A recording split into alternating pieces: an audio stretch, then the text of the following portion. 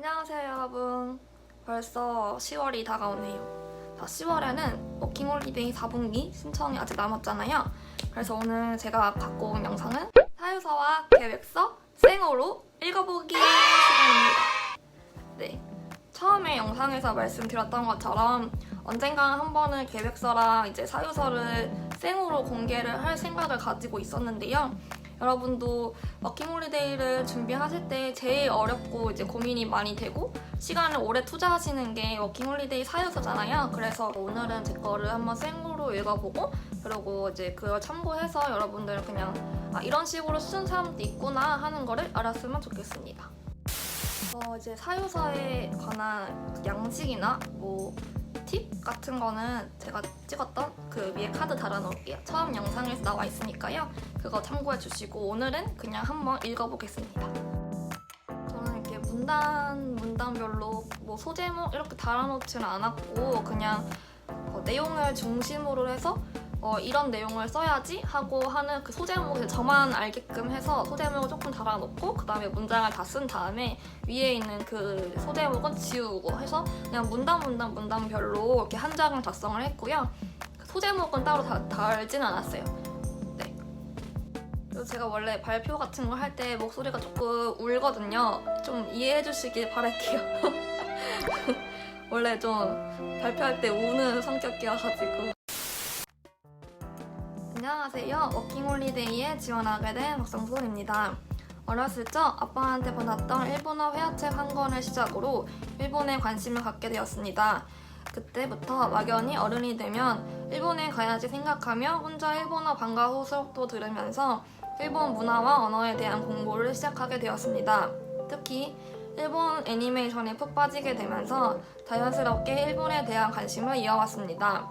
신기하게도 일본어 공부를 할 때에는 쉽고 재밌게 느껴졌습니다. 현재에도 워킹홀리데이에서 조금 더 일본 사람들과 원활한 소통과 문화체험을 하기 위해 유튜브로 일본어 공부를 하고 있습니다. 합격한다면 7월에 JLPT 3급 시험을 치르고 출국할 예정입니다. 네, 이렇게 해서 첫 번째 문단은 제가 일본에 관심을 갖게 된 계기, 어떻게 해서 관심을 갖게 되었고 그리고 그걸 어떻게 이어와서 지금은 그래서 어떻게 하고 있는지에 관해서 먼저 인트로를 그렇게 썼습니다. 20살이 되고 처음으로 도쿄로 여행을 하면서 일본 특유의 고즈넉한 분위기와 일본 사람들의 매력에 빠지게 되었습니다. 여행을 하면서 제일 감동받았던 부분은 일본 사람들이었습니다. 비 오는 날 몸만한 캐리어를 이끌고 숙소를 찾지 못해 이리저리 헤매고 있었습니다. 그때 일본인에게 길을 물어봤는데 자신도 잘 모르는 길을 다른 일본인에게 물어봐 주면서 친절히 숙소까지 데려다 주었던 기억이 아직도 생생합니다. 매년 한 번씩은 일본에 갔다 오는 게 저의 목표입니다. 그때마다 일본으로부터 받았던 따뜻한 감정들이 너무 좋아서 이번에는 잠깐이 아니라 그런 환경 속에 푹 담기고 싶다는 생각에 일본 워킹홀리데이를 지원하게 되었습니다. 네, 이렇게 두 번째 문단은 왜 일본인지?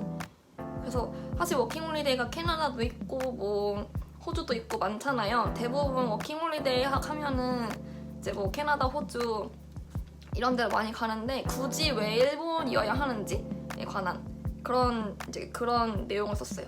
왜 워킹홀리데이는 많은데 왜 일본으로 가고 싶으냐 하면은 저는 이런 이유로 될 수 있을 것 같아요. 그렇다면 왜 여행 비자가 아닌 워킹홀리데이 비자여야 하느냐? 첫 번째 이유는 앞서 말씀드린 바와 같이 저는 거의 1년에 한 번씩은 일본에 여행을 다녀올 정도로 일본을 좋아합니다. 지역마다 색다른 문화를 경험해 볼 수 있어서 좋았지만 보고 싶고 먹고 싶은 것들을 전부 체험하기엔 여행 기간은 너무나도 짧아 항상 아쉬움이 남았습니다.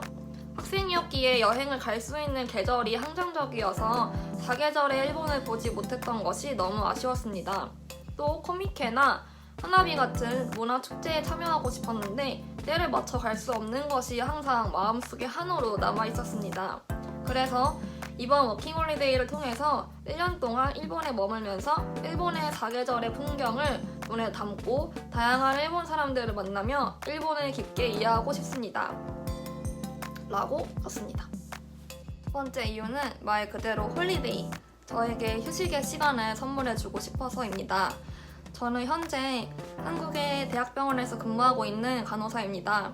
대학교 4년을 끝으로 졸업 후 바로 취업으로 일찍 사회생활을 시작하게 되었고 일과 일상의 균형을 잃은 느낌을 많이 받고 있습니다.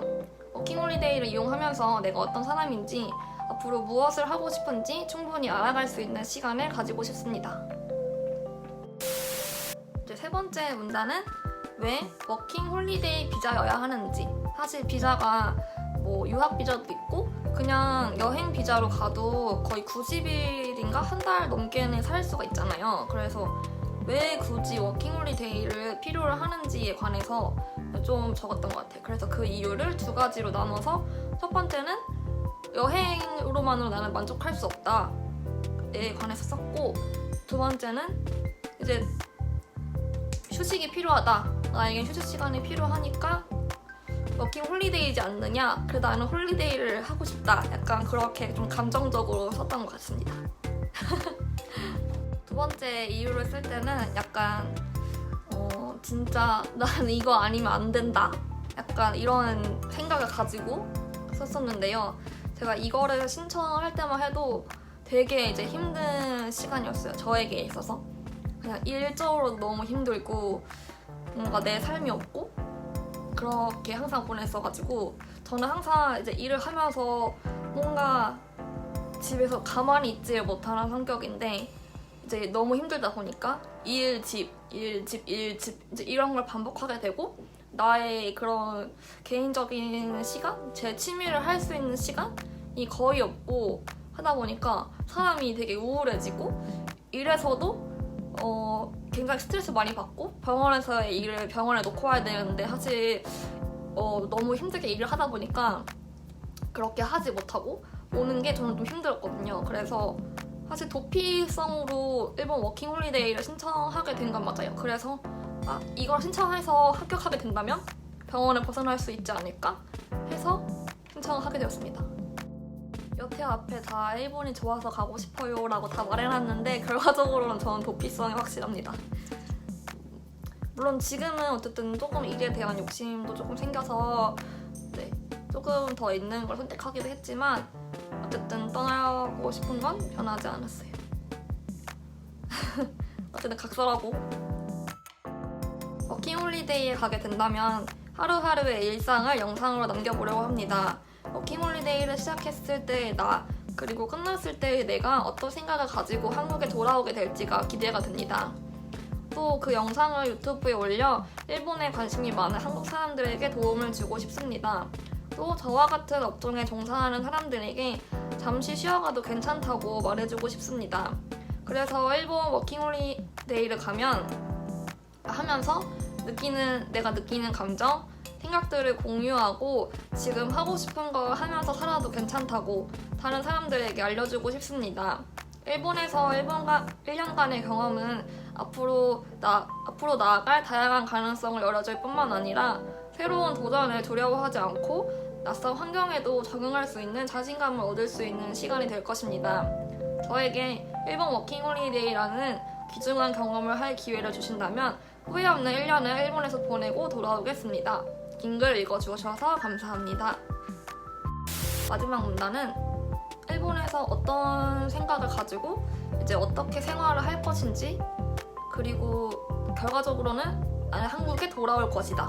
이런 거를 좀 풍겨주면 좋다고 해서 일본에서의 그런 경험은 나에게도 내가 한국에서 살아갈 때 좋은 약간 자양분이 될 거다? 약간 그런 식으로 썼어요. 다음은 일본 워홀 계획서입니다. 계획서도 마찬가지로 이제 그런 팁 같은 거는 그 먼저 번 영상에서 참고해 주시고요. 줄글로 쓰시는 분들도 계시고 아니면 저처럼 이렇게 칸을 나눠서 그 칸에다가 작성을 하시는 분들도 계세요. 저는 줄글은 조금 저한테 힘들어서 그냥 칸에다가 간단하게 이런 여행지를 갈 거다라고 썼습니다. 약간 사유서를 작성하고 나니까 좀 진이 빠져서 조금 대충 작성한 감이 없지 않아 있어요.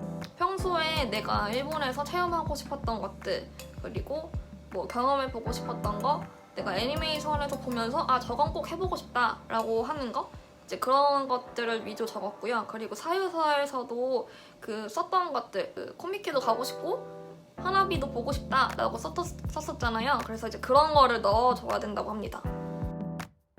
7월 땡땡 다녀왔어 오키나와. 7월 7일 시험 보고 출국. 물론 지금은 출국 안 했지만 어쨌든 첫 한 달은 오키나와에서 자유로운 여행을 하면서 느긋한 분위기 즐기기, 가로치고 스노클링, 해안에서 수영, 슈리성 구경, 아메리칸 빌리지, 추라우미 수족관 등 관광, 가로 닫고, 그리고 게스트하우스에서 친구 사귀기라고 썼습니다. 그래서 7월 끝이에요. 그리고 8월에서 11월 도쿄 수도에서 첫걸음. 도쿄에서 정착하며 언어와 일본 생활에 익숙해지기. 그리고 그 다음 문단, 다음 줄 여름하면 축제, 다양한 축제 즐기기, 땡땡, 타나바타 축제, 불꽃 축제, 유카타 입고 야타이 구경, 애니메이션 보면 꼭 하는 긴쿄스쿠이 해보기. 저는 금붕어 뜨기를 꼭 해보고 싶었거든요. 그래서 한국인 없잖아요. 그래서 이걸 넣었고요. 그리고 고등학교 문화재 구경하기, 땡땡 국립고등학교 문화재. 그 애니메이션 보면 항상 일본은 고등학생들이 문화제를 하잖아요. 그 이제 외부인한테도 개방해 놓은 곳이 꽤 있어서 나중에 그런 데 가보면 좋을 것 같아가지고 그런 거 한번 넣었습니다. 그리고 여름 코미케 참여하기. 그다음에 스키 내지와 성여행, 스노클링, 여유롭게 해안가 산책하면서 휴양 즐기기, 진압터 온천에서 발보면 즐기는 해중 온천 즐기기, 덕분에 온천 거리 관광 및 가이드 팀 얻어보기. 이렇게 도쿄는 끝이 났고요. 그다음에 12월에서 2월 홋카이도 겨울 왕국으로 하얀 눈 만극 즐기기, 흰수영 폭포, 청해 호수, 특징 만든 관광지 둘러보기, 인구 테라스에서 야경 즐기기, 시로이 호이비토 파크 관광, 삿포로 맥주 박물관 관광, 낭만의 도시 오타루 관광, 오르골 관광, 오타루 문화 과자거리 등 특산물 먹기, 징기스칸 털개 이와리 멜론 먹기, 겨울하면 눈, 무하나 스키, 스키장으로 여행 가기. 그리고 4월에서 6월 간사이, 일본 전통 그리고 스포라, 벚꽃 축제 구경, 벚꽃 만개한 오사카성 산책하기, 저번에 여행 때 가지 못했던 교토 신사 관광하며 전통 문화 경험하기, 고베 하거랜드 관광, 기타노이 진칸의 이곳저곳 건물과 감상하며 건축물을 감상하는 산책. 엄청 그냥 간단하게 썼어요. 이렇게 뭐 도쿄면 도쿄에 유명한 거 먹고, 홋카이도 유명한 거 먹고 보고, 그럼 진짜 딱 그냥 관광 코스? 관광 코스대로 이제 작성을 했고요. 사실 별게 없었어요. 그리고 제가 저번 영상에서 이렇게 중국 난방으로 쓰면 안 된다고 했는데 저야말로 중국 난방으로 완전 썼네요. 근데 저는 뭐 여기서 살겠다, 약간 지역을 이동하겠다 이렇게 쓴 건 아니라서 아마 그냥 넘어가는 거일 수도 있을 것 같아요.